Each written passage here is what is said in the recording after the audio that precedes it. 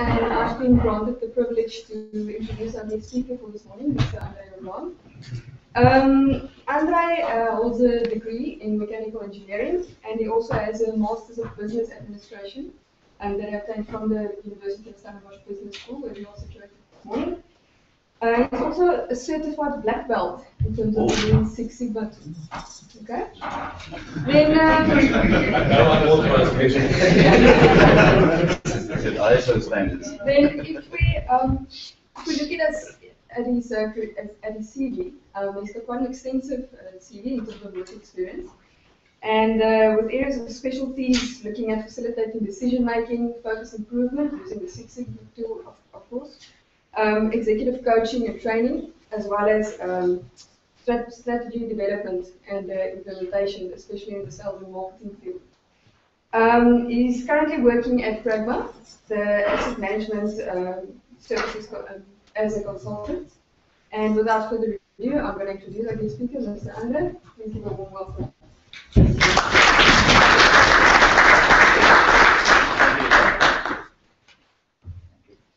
Can I just make sure, can you all hear me at the back? Yeah. Right. I also have a pink belt and ballet. Don't judge me too harshly. Right. Yes, fantastic. So this morning, thanks for the opportunity of sharing what's happening in the field of ISO, specifically asset management, and I hope you enjoyed today. I structured today around 4 topics. And actually 3 of them is very much also in line with the philosophy of ISO. The first one is an introduction, maybe to asset management. I would like to believe that not all of us sitting here are necessarily asset management specialists. And so just a couple of minutes on asset management, the most important topics.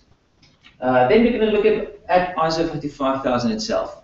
The breakdown, unpack it a bit and see what's in there, how deep does the knowledge go, etc. Some of you might be interested in official certification. Or if you're not interested in it, at least you're most probably going to hear about other people that has gone through it or would want to go through it. And I think it would be nice to spend about 5 to 8 minutes just unpacking what that means and what they'll have to go through. And then lastly, I'd like to spend quite some time there, is impressions on what does it mean for us as a business. Would you want to apply it and so forth. So, without further ado, a couple of principles. Firstly, the definition of an asset. It's an item, a thing, or an entity that has the potential or actual value of an organization. Asset is broad. A brand would be an asset. It has potential, it has value. And in that field, you of course get assets, asset types, get asset systems, and a portfolio of assets. And the value changes over time. It depreciates, it impairs, it changes. Which for financial guys. Then you have an asset life cycle. If we look at the asset life cycle, it's been created. I'm not going to go read through all the wording, I think you can do that. But an asset in principle is created, it's operated and maintained, and it's disposed of at the end. And this can be over various time. If you look at a computer is going to last you 4, 5, maximum maybe 6 years.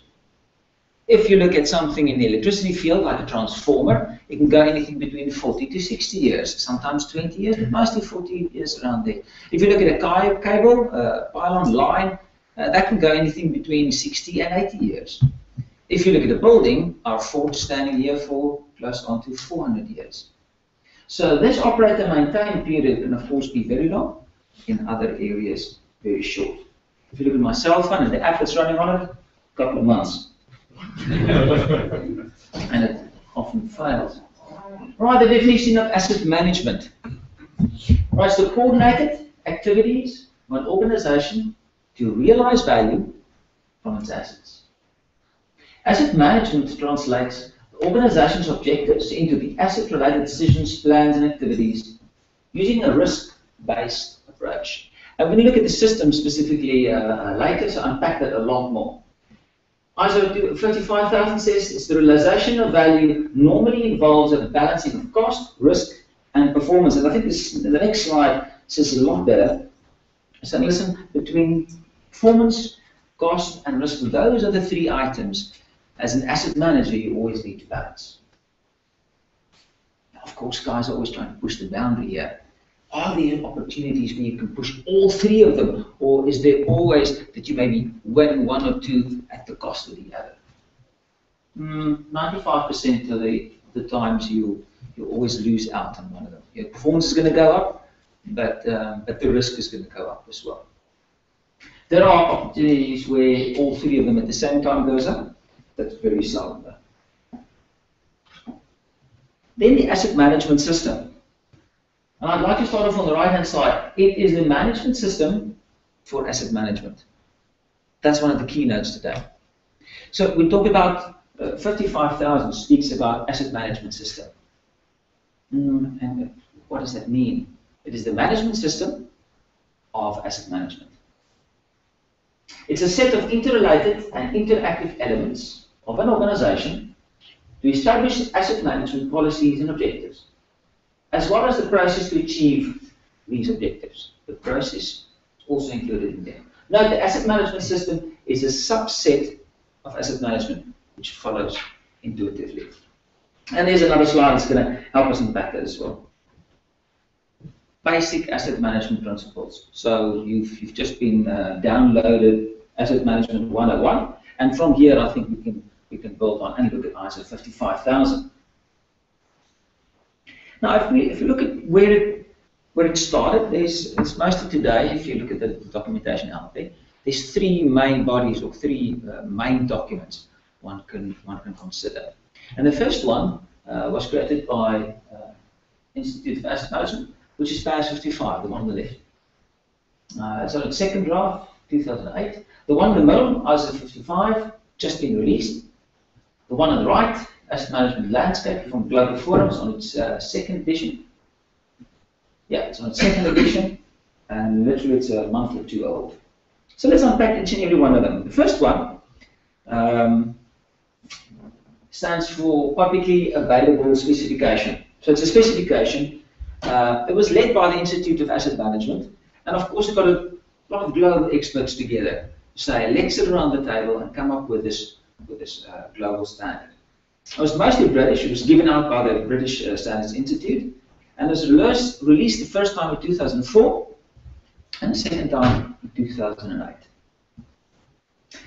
It is applicable to any organization where physical assets are critical to success. It's mostly about physical assets. And it's available from IAM. You can buy it for 145 British pounds. However, I'd almost like to say it's a very good document. Right? Make no mistake. You can also consider buying ISO 55,000 itself. They're approximately the same thickness, by the way. That tells you anything. All right, so how did they come about ISO 55,000? It's mostly the guys from PAS 55 that said in 2008, just after that, in 2009, let's get together and take PAS 55 almost to the next level. Let's get everybody around the table. And where the first time around there was a couple of global players, in the next round there was considerably more. I think something in the region of 50 to 80 countries involved in setting up the standard. So in July 2010, the preliminary meeting came about. In September 2010, ISO gave approval for it, and it was launched beginning of this year, 3rd of February. This document was launched. Let me give you some background. The main content, the main specification, main standard is approximately 12 to 19 pages, depending on how you're reading it. The full document is about 100, 109 pages. And then the next group, the asset management landscape. Now, who are they? Now, there's some philosophy about this, because my company was very much involved. Pragma was very much involved in also setting this up via SAMA to write the ISO 55,000. But what happened there is there was some frustration with regard to ISO. ISO would give you very strict guidelines within which you can write the standard. It also has a very strict scope, which you have to maintain, which makes sense. I agree with that. I don't think it's a down. But then there's frustration that some of the guys felt that this wasn't enough, and they wanted to do a little bit more freedom and the opportunity to add more value. And they sat around and came up with the asset management landscape. So it's in a second review. It's literally just been released this month. And it unpacks asset management in 39 subjects. 39 categories, they call it subjects. 39 subjects. Almost as if you want to study asset management, these are the 39 subjects you would have to take. Currently, it's got a page per subject.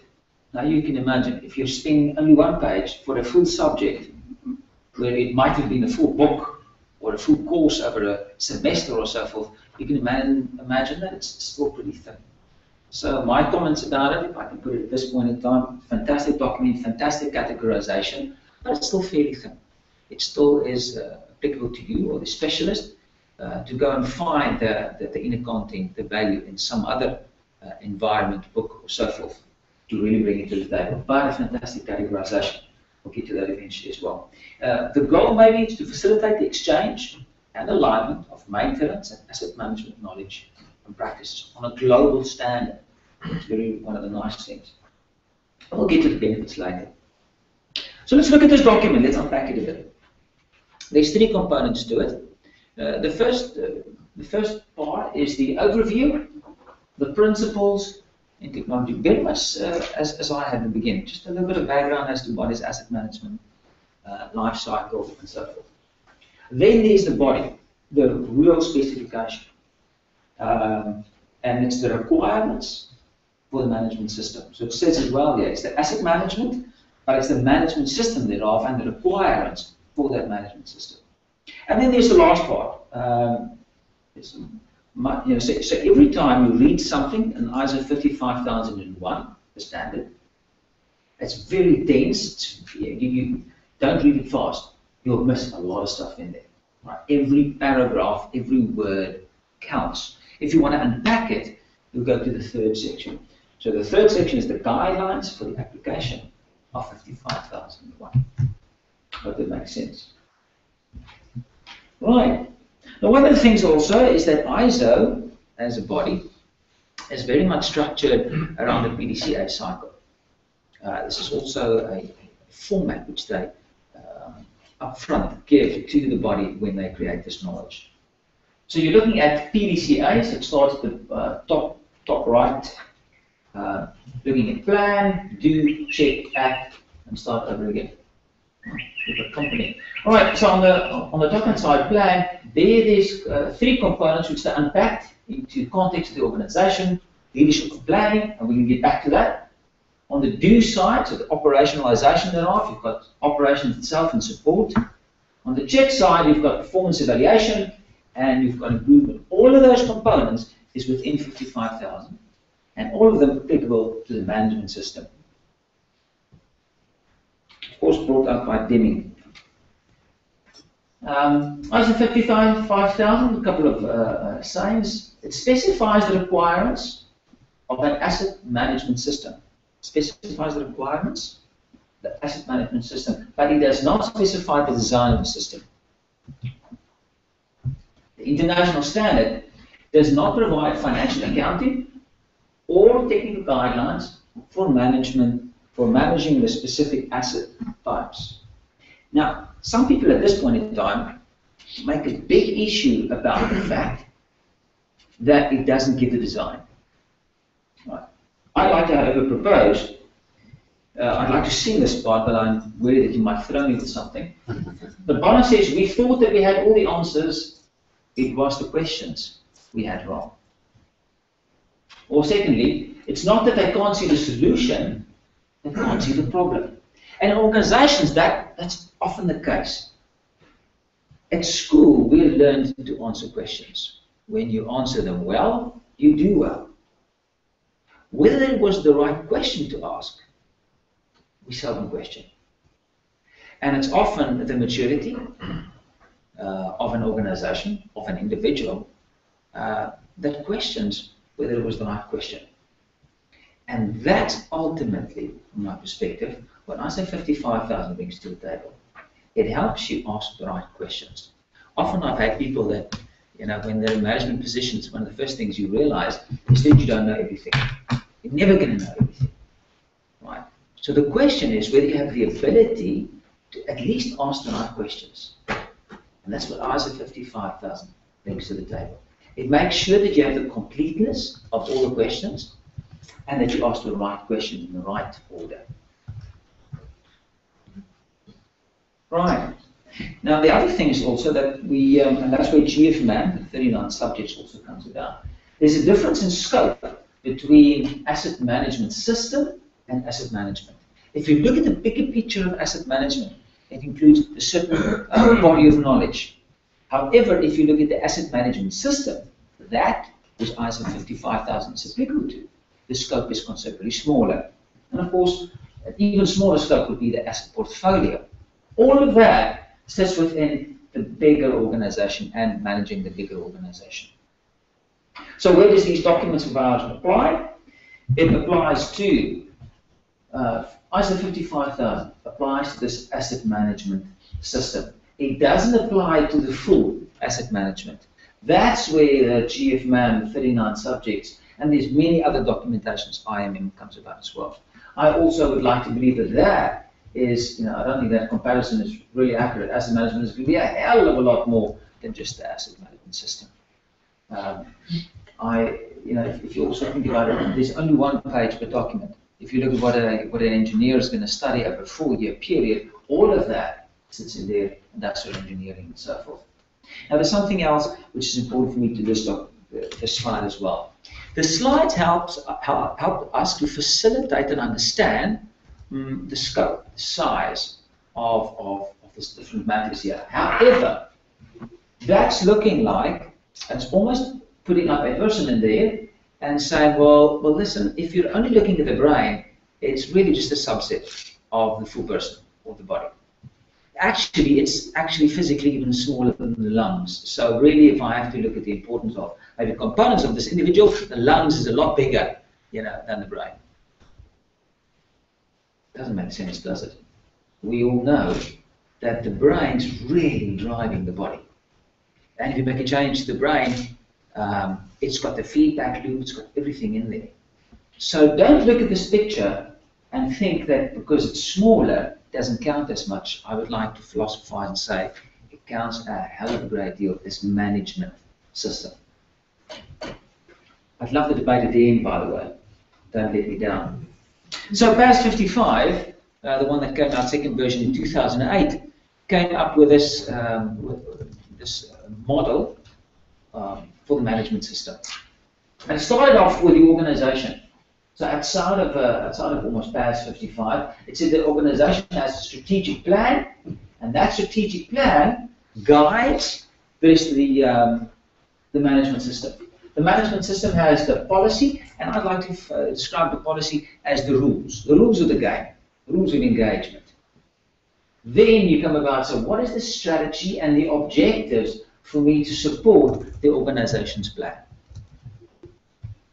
Once you've done that, what are the plans? Now you're adding people responsible, you're adding timelines for us to reach those objectives within that strategy. By the way, this is all available on the net. You can easily download this. And when we look at that, of course, we understand it's within asset management, the full life cycle, which is create, utilize, use, maintain, and of course, dispose of. Very nice model, by the way, to understand what a management system is. This was PAS 55. So it was updated by ISO.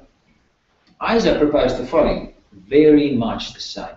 So by the way, also, PAS 55, ISO 55000, very much similar. If you've got certification for PAS 55, to do the step to ISO, it's not going to be that big a push. What did they say? Once again, you've got the organization plans and objectives, which guides and influences the whole asset management system and philosophy.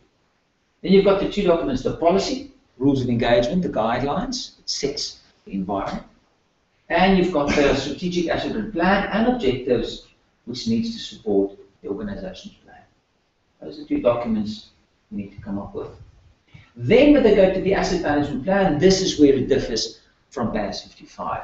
Because they're extracting the plans for the development of the asset management system. So it's almost as if they're taking the brain out of the body and saying, hang on, let's put special focus on the brain. Because if you influence the brain, you influence the rest.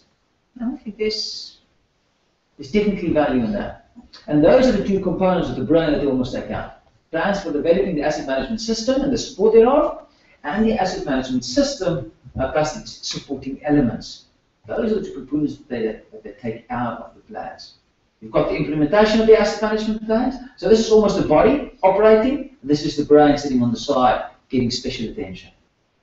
And you've got the asset portfolio, of course, which is influenced. And you've got performance evaluation and improvements, which of course feeds into all of this. It's a very nice system model to use. And you can also take all the detail of ISO 55000 and understand where each and every one of these components fits in. So whenever I start reading or explaining asset management and the management system thereof, this is a very good place to start. So let's spend time on, we're going to spend time on looking at each and every one of these components, specifically those, what are the kind of questions that they ask. But before we get there, when someone is evaluating an ISO standard, you're always going to ask two questions. You're going to ask the question, is it, has the document been created? So is it in place? And is it in use? Maybe this is the next, real gold nugget you can take away. The words, is it in place? And is it in use? In the old days, ISO 9000 had almost this philosophy of, has the documents been created? So is it in place? And it was very much paper exercise. Yeah, we're ISO 9000 certified, we've got the quality. But if you look at the company, what's actually happening in there wasn't really in use. So, is it in place? And is it in use? And we get to something a little bit later that also says, well, hang on. Well, this is, so the question has been asked, do you have XYZ? And the answer is yes, we've got it, and yes, we're doing it. But that's all fun, but is it of any value? Is it a good design? Was it the best way to answer the question? That isn't validated all that much. However, we'll see what 9000 did about that. Then there's another important concept, appropriate documentation. And this is a very nice word that comes about a couple of times in this document. Appropriate, which is nice. See, the nice thing about ISO 55000, it asks the questions very well, very structured, and unpacked very well. It's the same questions you have to ask for an organization with 10 people. It's the same questions you have to ask an organization with 50,000 people. You're going to answer it slightly different. The complexity of your answer, the appropriate documentation, and the systems and the processes that supports this management system is going to be slightly different, vastly different. But the same questions applies to all of them. That's the real gold that ISO brings to the table. All right, appropriate documentation, appropriate processes, and so forth. Right, so let's look at all these 7 components in which ISO unpacked it. And they started off with context of the organization. So if you're going to put this asset management system in place, you need to understand your environment. You need to understand the organization. Firstly, now what I did was, for us to spend time in unpacking all of this, we're not going to have time. So what I did was, in some of these, where I thought let's unpack it, just to give you some knowledge of, what's the kind of underlay behind that, I unpacked it a bit more.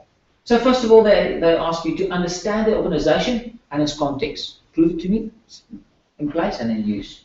You need to align the asset management objectives with the organization objectives.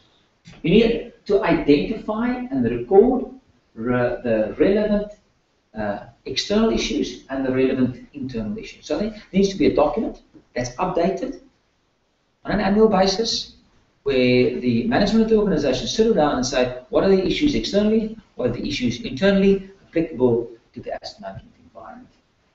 And that needs to influence the strategy and objectives. You need to understand the needs of the stakeholders. You need to determine the scope of the asset management system. You can answer that differently for different companies, depending on how dependent you are on infrastructure and assets. A company like a utility, electricity, water, they are critically dependent on the infrastructure. If the guys decide tomorrow to stop working in the electricity environment, the electricity is still going to flow. Right. However, if you stop working in a consultancy environment, nothing happens. Right. So different, different emphasis on physical assets, and if you can answer the questions like determine the scope of asset management system, I just mentioned that, and the asset management system itself. Why? That's first understanding the context. Secondly, the leadership. The leadership and the commitment thereof, very important. Some questions about that. And then the policy. You need to develop and communicate the asset management policy. It needs to be a physical document that's there, and that needs to flow through the rest of the organization, in place and in use, and needs to be updated and improved. We'll see later on, over time.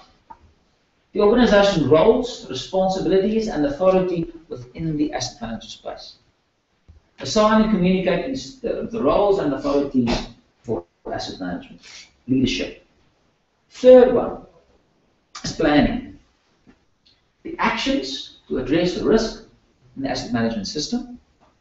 Secondly, the asset management objectives. What are the objectives that you're expecting from this environment? Develop the asset management objectives for the relevant functions and levels. KPIs, targets, etc. That's what the system is going to measure. It's almost once again like the brain. How is this brain programmed? What's the kind of feedback it gives more emphasis to that you're responding to? Very important. That's why I'm highlighting this one specifically. And by the way, these asset management objectives, of course, applies to the whole asset management space. The brain is not about the brain. The brain is about the body and the environment. Planning to achieve these objectives. Then, of course, the two parts, PDCA and the do part. So first of all, you need resources to implement this plan. You need competencies. They need to be competent. Determine the required competencies and ensure competencies. I'm emphasizing this. Why? I'm emphasizing this specifically. Because the strength of your asset management system, the design thereof, the implementation thereof, is going to be critically dependent on the people that does it. Prepare people, make sure that they're competent, the design and the implementation is going to be good. Your strategy is only as good as the implementation thereof. You need awareness, so there's some questions about awareness, communication, information requirements, and to help document this information. By the way, just at this point in time, I can say that ISO 55000 doesn't stand on its own. And ISO and all of its standards recognize that very well. So ISO 55000 is not on its own. There is also a ISO 9000, there's a 40000, there's a 22,000. So there's all of those recognizing that it's one of the management systems within a big organization. Where it is a utility, of course, this is going to be one of the biggest standards that they're driving towards. Right, operations. Now you're actually doing this. Operational planning and control. You need to document the operational processes. How does these processes work? You need to treat and monitor the risk, and you need to keep the records of all the activities, basic standard stuff. Management of change, and it also says very nice stuff about outsourcing. Recognizing that outsourcing is there, and how do you manage that outsourcing environment? How do you view it? Last two components, clauses 9 and 10. Monitor is all about performance evaluation. This is very much now you're measuring these KPIs. You start getting feedback. You monitor the performance of the assets. You monitor the effectiveness of the asset management system. So you're looking at both the assets, what asset management is all about, and also the system. Remember where I said they split out the brain from the assets almost. You're looking at both of them. The healthiness of the brain and also the healthiness of the body. Document the monitoring processes and responsibilities. You need to do internal audits and you need to do management reviews on a frequent basis. And then lastly, improvement. Very nice section as well. Short, you need to unpack it a bit more in section 3. Non-conformity and corrective actions. So you've got something in place and in use, but it's not really in use. People aren't conforming. Very real, by the way. I mean, people are innovative, especially engineers. It's supposed to be, right? But once you've agreed on something, it needs to be implemented by all. Preventative action, and then continuous improvement. Continually improve asset management and the asset management system. This is a very important clause for me. You need to go to section 3 to unpack it a bit more though. But it speaks to the improvement of the whole of asset management. Even though the specification is only about the brain, it talks about improving the brain, it's talking about improving the rest of the body. So don't judge ISO 55000 lightly. Right, I hope that gives you an overview of what asset management system ISO 55000 is all about. Now, if you're interested in certification, 2 slides to unpack that. What needs to be in place for you to be certified? There's a lot of talk way up front. You know, ISO 55000 was launched in February. 2 weeks later, the first guys was certified. And everybody was, how is that possible? How can you do that so quickly? And the philosophy is the questioning was all about this, that to be certified, you need 3 things. You need certain specifications or documents to be in place and agreed to by everybody. And you need certain organizations or bodies to actually certify and accredit. But the actual accreditation also needs to be done. All of those 3 needs to be in place. So for you to walk away with a certificate, chopped ISO, that says you are certified according to ISO, all of these things need to be in place. What are they? ISO 55001, it's a spec that needs to be in place, and it was launched in February. That's there, it's available, you can purchase it. Nice document. You need ISO 17021. This is all about conformity assessments. That has been in place for quite a number of time. So there's many bodies that's already accredited and certified in ISO 17021. That does exist. So no question about that. However, that needs to be detailed specifically for 55,000. It's a document that says if you're going to evaluate 55,000, how can you do that? What's the conformity assessment spec on asset management? That document is weeks old. I thought it wasn't released. We checked it yesterday, and it's actually now been released. I haven't had my eyes on it, but literally it's weeks old. Now, on the right-hand side, you've got an international accredited body, IAF, international body that says, listen, we're going to look at all the accreditation. Important, by the way, ISO gives out the standard. They don't mark the standard. Right? It's by another body, it's IAF, that actually looks at the application and accreditation of ISO, so that the responsibilities are split between these 2. They have a national, in each country, there's an accreditation body. In South Africa, it's called SANAS, the only one, obviously. There's only one, they do the accreditation. That company, SANAS, needs to accredit certain companies in South Africa. Companies like SABS, NOSA. If you go to the US, it will be BSI. Currently, there's about 10 bodies that can do the certification in South Africa, and you can go find it on the SANAS website. I'll show it you on the next slide. But each and every one of them needs to be certified. Well, they would accredit this company to certify you on that spec. That still needs to take some time.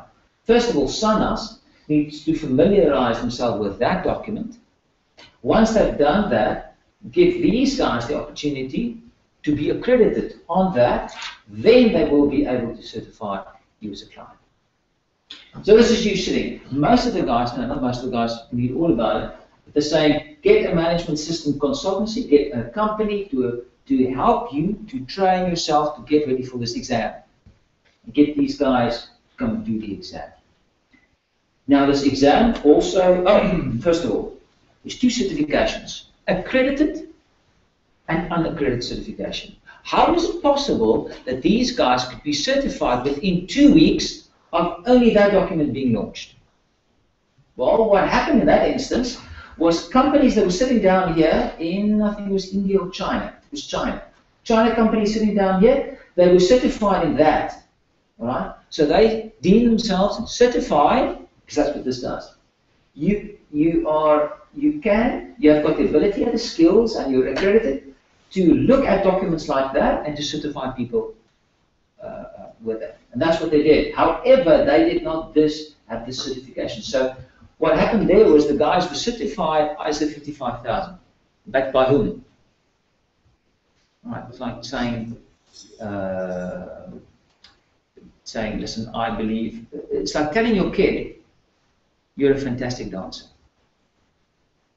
It's according to the dad, which isn't quite always objective, you know. The kid had absolutely no potential to go anywhere. That is not really the question at that point in time, right? The question is whether you're taking that person to be accredited by another body which is internationally accredited, and when they give you that job, I step for the whatever, it means a bit more, it's objective. That's what this is all about.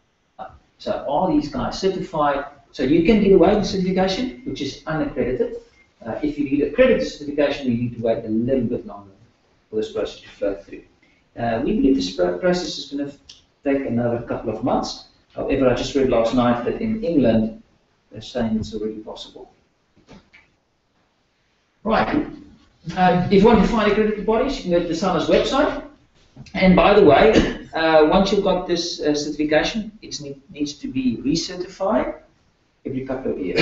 Just by the way, interesting, the two words I'd like to play with is accreditation and certification. These bodies need to be accredited. They will certify you. That's what you're doing for certification. Right. Now let's get to the interesting part. The impressions. How will this all play out? Is it important? Are there value? What are my options within an organization? That's the part I'm really passionate about. That's where I hope that the debate's going to be all about. Right. Now, to figure out how this thing's going to play out, I think it's always best to go look at what happened to the other ISOs. And the one we all know is ISO 9000. So let's take a little bit of a journey in history and see what happened to ISO 9000.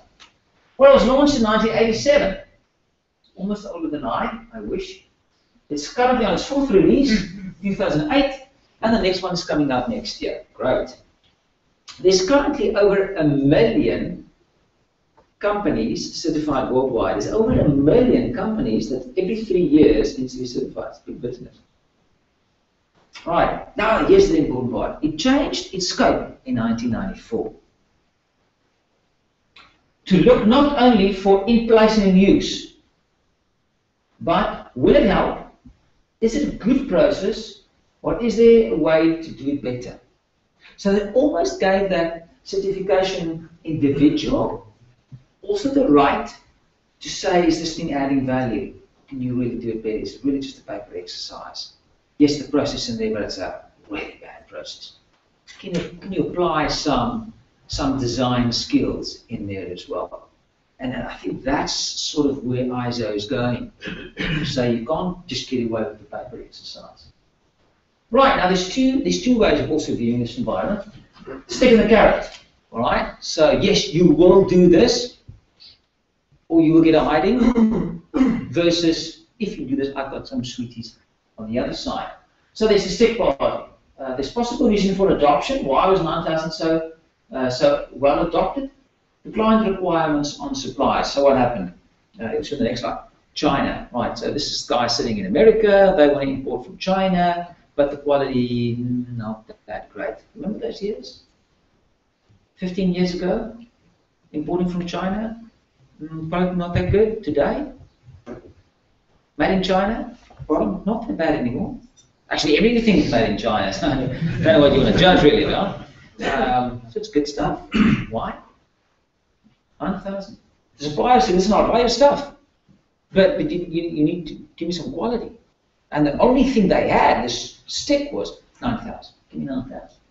Now there's also carrot. The global adoption of ISO 9001 may be attributed to a number of factors. The carrot was better financial performance. That's what they were promising, right? You'll get better financial performance. They said you will win your business, you will achieve superior returns on assets, and you will get superior performance. And lo and behold, the companies that had ISO 9000 had all of those. However, that's what the research was saying. However, one of the guys did further research that they said there was no proof of direct causation. It might be there. So there is a correlation between the guys that has 9000 and those. But they couldn't really say that there was that because of this. Why? They said the improvement is thanks to the better companies that certifies. Right. So it's guys that would have had that anyway that deemed it smart to have ISO 9001 certification. Interesting point to consider. So let's look at how it grew. All right, this is ISO from 1993. Of course, it was launched a hell of a lot earlier to where it is 2010. It's last survey done by ISO, over 1 million. I think 2011 is out already. It's over 1.1 million. This is the interesting part now. Who has ISO 9000 accreditation? Look at China, close to 300,000. The next biggest one is Italy. I would never have guessed. Right, Ferrari, here we go. They make washing machines as well, I believe. Italy next, half as much. Then Russia. So obviously you want to know where's America? Down here, I think that's why this list goes to 10, else they would have fallen off. 25. It's a tenth of China. I would never have expected that. Alright, so quality very big in China. The adoption of the certification. Question on that graph says ISO 55,000, I presume it's 9,000. Yeah. Oh, my mistake. Thanks for correcting me. Yes, you're correct. That's 9,000. This one's correct though. Correct. Next one. ISO 14,000 corrected as well. It was launched in I think 1996 or 7. And I have some more detail on that as well. Andre, good point. Yes. On that there, isn't it a question of market perception? You were saying it earlier in terms of China, Chinese. Yeah. So if they want to get quickly into the market, it pays them to get into the ISO yes. areas. Absolutely. Whereas America, the perception is everything's quality. Yeah. No, good point. Right, so let's look at some of the other ISOs. Next one I'm going to flag out is ISO 14,000. It's all about environment. They launched in 1996, and in 10 years they grew to 154,000. ISO 9000 was at 223. This is ballpark the same. So it grew really well. That was really well. Why? I'd like to say it's part of the stick and the carrot, but environmental groups very much. Yeah, and there's the social consciousness, which is saying, listen, you need to look at this. All utilities, regulatory environment, and so forth, municipalities and so forth, very applicable there. Now, ISO 22001, it's all to do with food safety management systems. Now, when I think about food safety, I always think of HACCP. Oh, HACCP was the thing. I didn't even know there was a ISO 22000 now. It was launched in 2005. After 5 years, it only had 2,500. That's nothing. That's minuscule. That's internationally. Right? Can you imagine in 10 years going from 2,500 to 154,000? Not going to happen. Very slow take up. Why? Because they have HACCP, they have ISO 9000, and really, if you go to that environment, you guys, and you ask the guys what counts, that's what counts. Right. So rather than going for that, if you have those two in place, you're a lot better off. And I believe that's the reason why it's not taken. So applying those rules to ISO 55,000, what do we think? Well, we'd like to say, first of all, from a strict perspective, will the demand be put on companies for compliance or certification? Would other people tell your company, listen, I expect you to be ISO 55,000 compliant? Those kind of companies might be insurers saying, either I'm not going to insure you at all if you don't have them, or if you have that insurance, we'll give you a discount, or at least better premiums. There is some truth in that, depending on the clauses and so forth. It's not the full truth, but there is some truth in that, I believe. Banks for funding. I mean, they're giving you money to purchase a transformer can easily be 40 million rand. If you're buying a submarine, or South Africa buying lots of aeroplanes, and didn't know that you have to maintain this thing. How they got that, I just don't know. Banks aren't going to give you funding if you don't look at asset management, maintenance, and so forth. Shareholders not going to expand your scope or give you more money if you don't look after your assets, because it's the assets that actually brings the returns. If the electricity is off, the transformer is off, you don't have any revenue. Then, on the carrot side, will companies comply or certify for the good business sense that it makes? What is that? Higher value from their assets, the financial benefit thereof. Definite truth in that. Will it be the standard to look to? I believe so. I don't think there's a HACCP 9000 that's already there, so that ISO 50000 is going to be left by the wayside. I don't believe that. So what are some of the benefits? And I'm only going to highlight 6. If you go through the document, they highlight 9. I'm just going to look at the top 6. First of all, it assists you in managing risk. Now, there is a whole risk ISO, so you could also go that route if that's so important, but I think for the plain asset manager, this is going to be good enough. It reduces the financial losses, improving health, safety, goodwill and reputation in mines. It's really important for mines. Other environments too. Minimizing the environmental and social impact. Results in reducing liabilities, insurance premiums, fines, penalties, and so forth. Electricity, I'm doing quite some work in electricity. If you've got well spills and so forth, not bad for the environment. Right, improved services and output, very important. Right. The asset management system of the brain looks at the whole body. If the brain and the PDCA cycle and the improvement is going to improve the body eventually. That discipline that makes you wake up in the mornings and go gym, and the body does. It's the brain that says, I want to sleep. The brain can say, you're going to train, the body is going to become stronger. Good analogy. Right. Assuring the performance of assets can lead to improved service and products. It's consistently meet and exceed the expectations of customers and stakeholders. Right, demonstrate compliance. I'm not going to even transparently conform with statutory legal requirements, adhering to asset management standards, policies and processes. Of course, this management system is going to help you improve that. All right, the last thing I'm going to highlight, it's going to give you enhanced reputation, and there is some reputation being ISO 55000. Today, if you say you're 9000, it does say something. Improved organizational sustainability, very important point. Effectively managing the short and long-term effects, the expenditures, the performance, asking the right questions is going to make you more sustainable over the long term.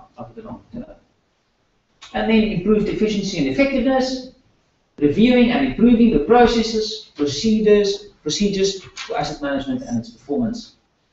Achievement of the organizational objectives. And you look at the whole structure, it's all to do with reaching the organization's objectives. It's a good model to assist you in doing that. So lastly, in closing, a couple of minutes early, so you can ask lots more questions and debate. ISO 50000 is the adoption of ISO 55001, 55002, and this international standard. It enables an organization to achieve its objectives through the effective and efficient management of its assets. The application of an asset management system provides assurance that those objectives can be achieved consistently and sustainably over time.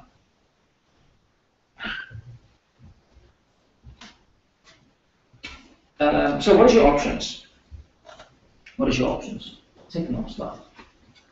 We believe from scratch to compliance. If you're not on anything in PAS 55, nothing in that environment, it's going to take you anything between 1.5 to 3 years to be ready for certification. Also depending on the size of the company, but bigger companies can put bigger resources to it, so not so much instead. It's going to take you approximately 1.5 to 3 years for certification. If you are today PAS 55 aligned, practically certified, or whatever, then it's going to be a lot quicker. Then you can look at 2, 3, 4 months, depending on how long almost the certification takes. So what is your options? I love the first option. But any option, you do nothing. It is an option, you can ignore it, and you continue using your current system. Maybe you believe it's good enough. It's possible. You can use it to give you visibility and airtime with top management, irrespective of your certification aspirations. Very important point for me.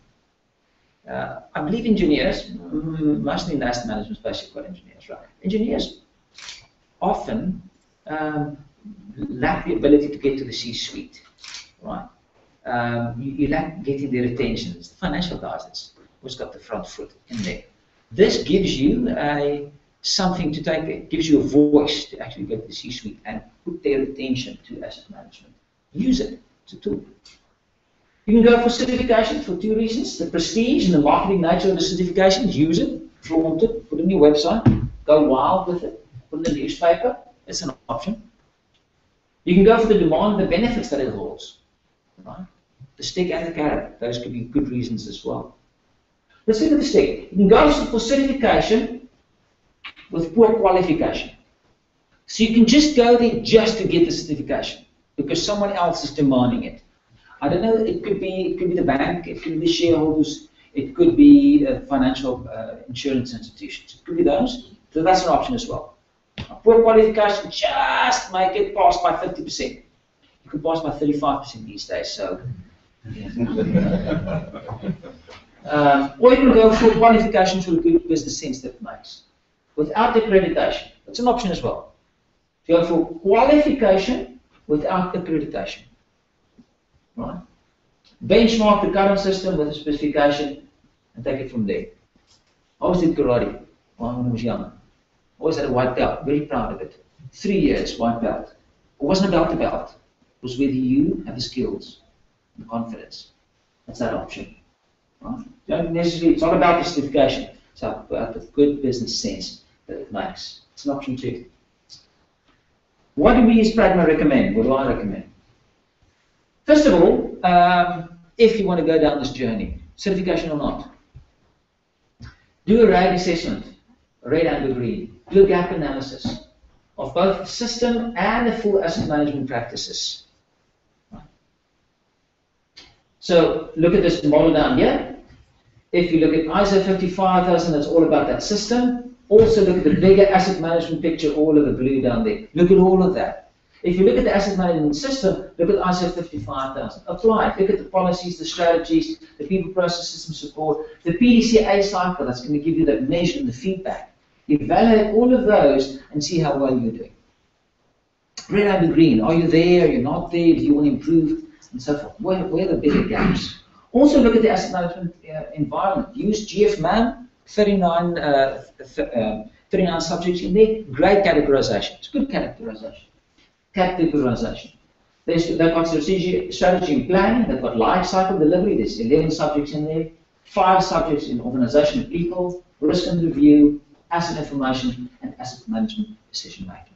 So those two, look at both of those, use a sort of a gap analysis to put yourself in place as to when should I improve next.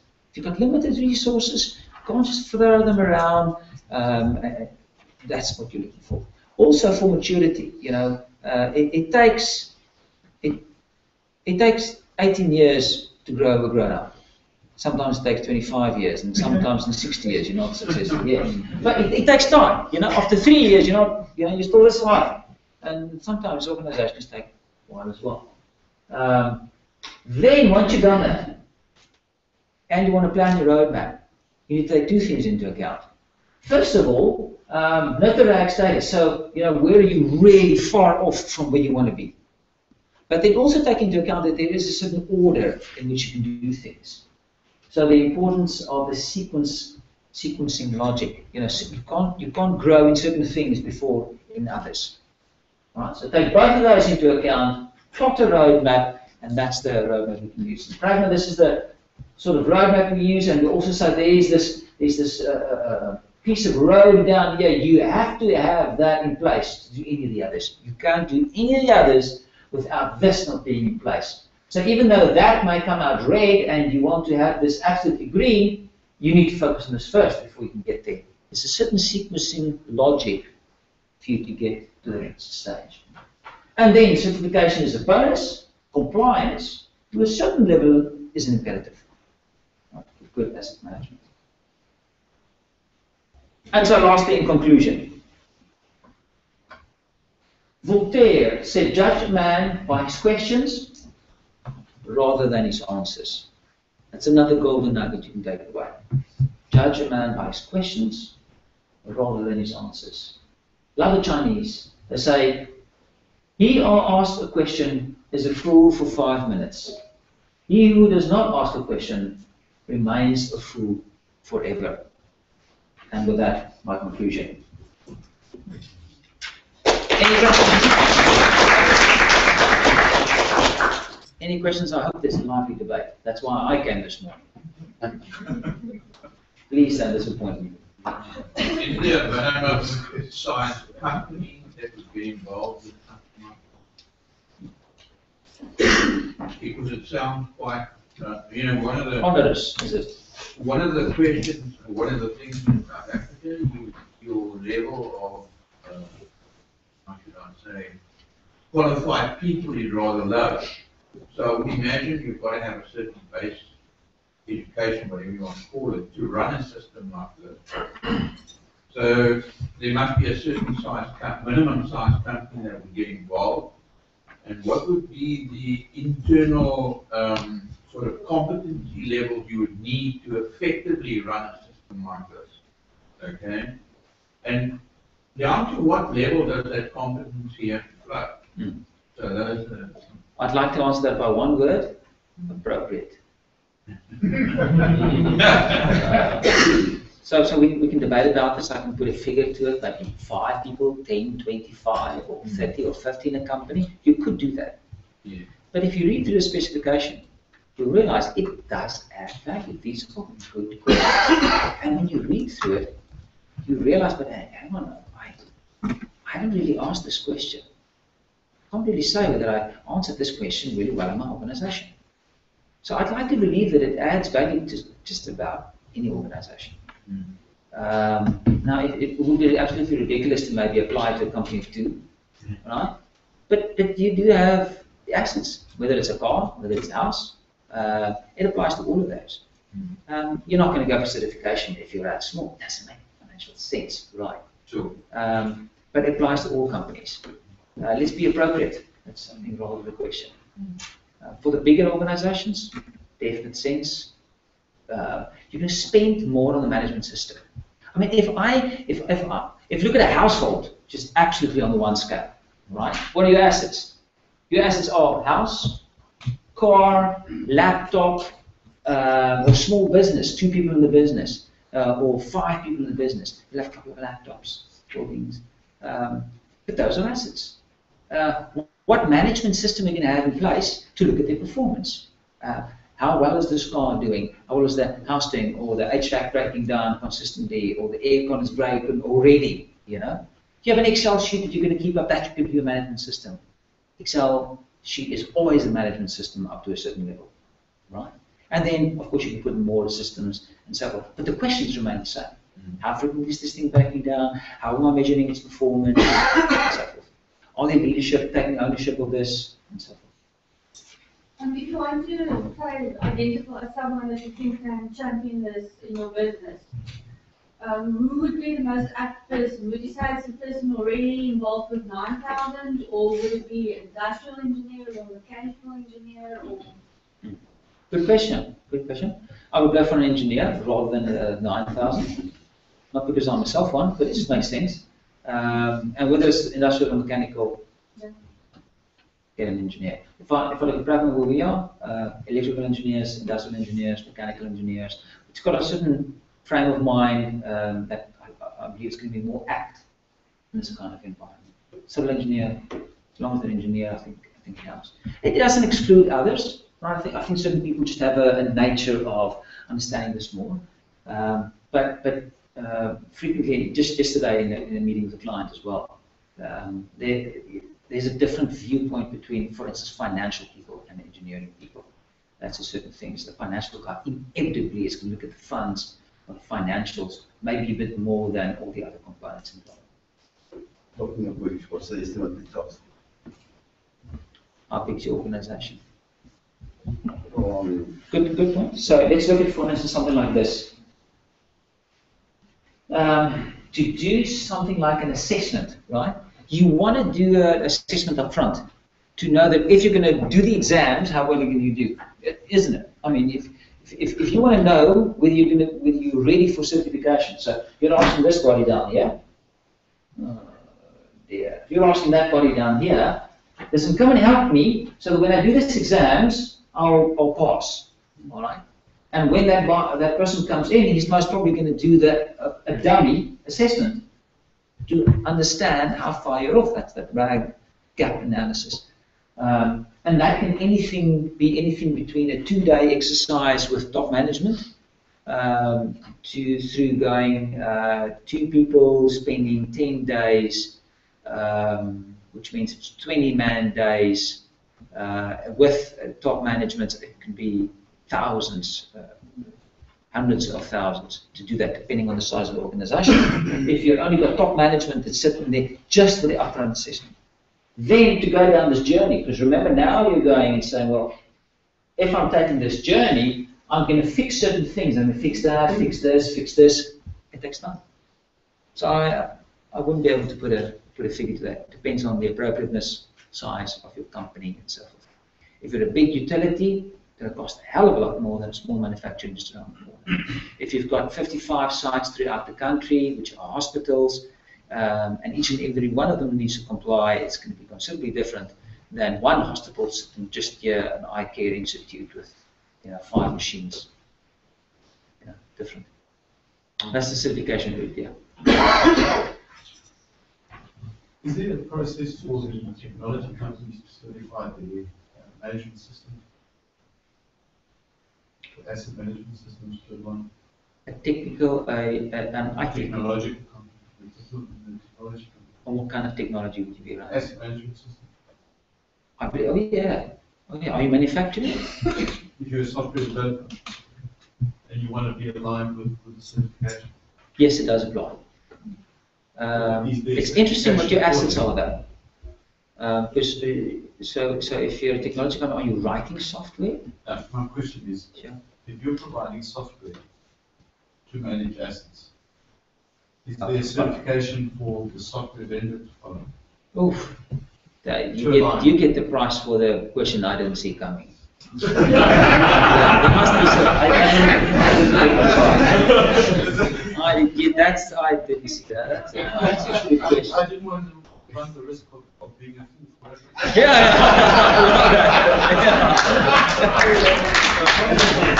Oh, good shot. ISO 55000 is maybe not what you're looking for. It's not. It doesn't certify that. But if you want to support it, there should be some level of certification of your technology. Yes, but that's not the exam. That's not the exam you're taking. Sure.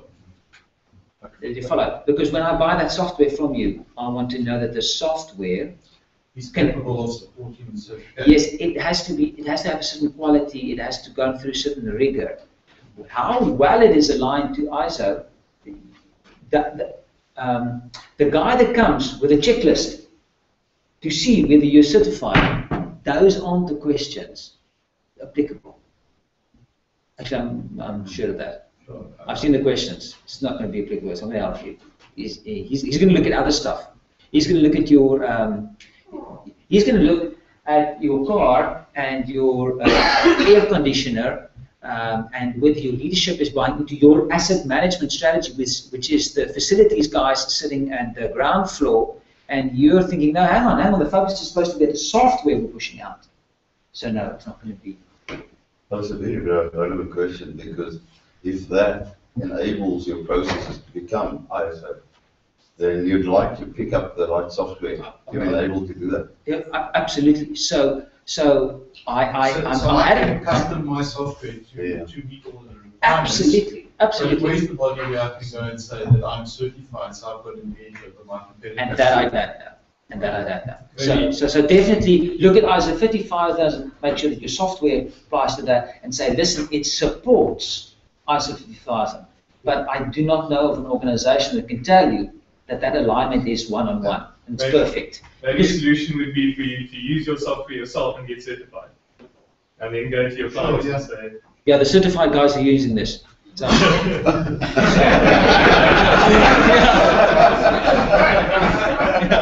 Yeah, don't go to the small print. Any other interesting questions? I mean, if you can beat that, it's going to be awesome. Anything else? Anything else? Yes?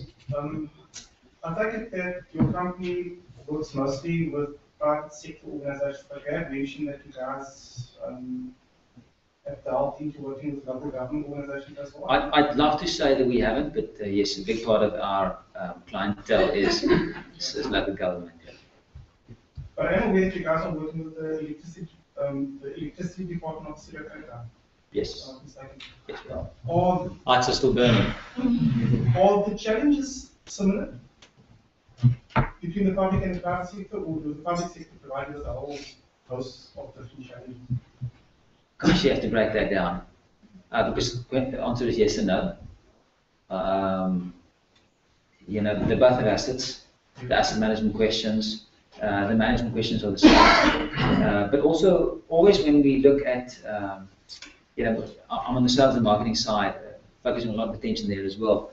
And the big difference between the two is, apart from the fact that the one pays a hell of a lot, not poorer, it takes longer to pay than the others. To drive decisions through takes a hell of a lot longer in the one environment than the other. You can decide which one takes longer. And then there's also, when you work into that environment, there's an extra layer, politics. Not office politics, politics. That just, you know, makes it a hell of a lot more complex.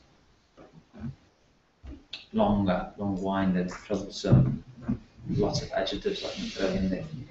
But that's the nature of the business, and I mean, you know, Pragma is about making South Africa a better place. That's why I joined the company.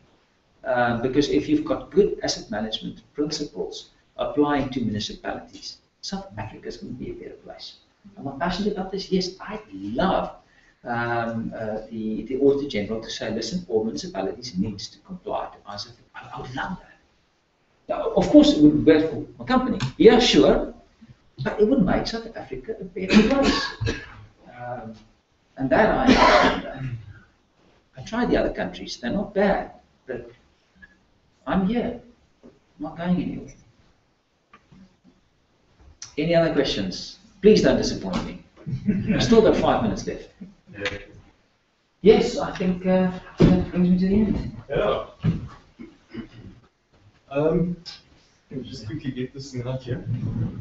André, yeah, on behalf of everyone here and Stellenbosch Business School, thank you very much for your enlightening unpacking of the brain, you know, putting it on the side of the body so that we can better understand it.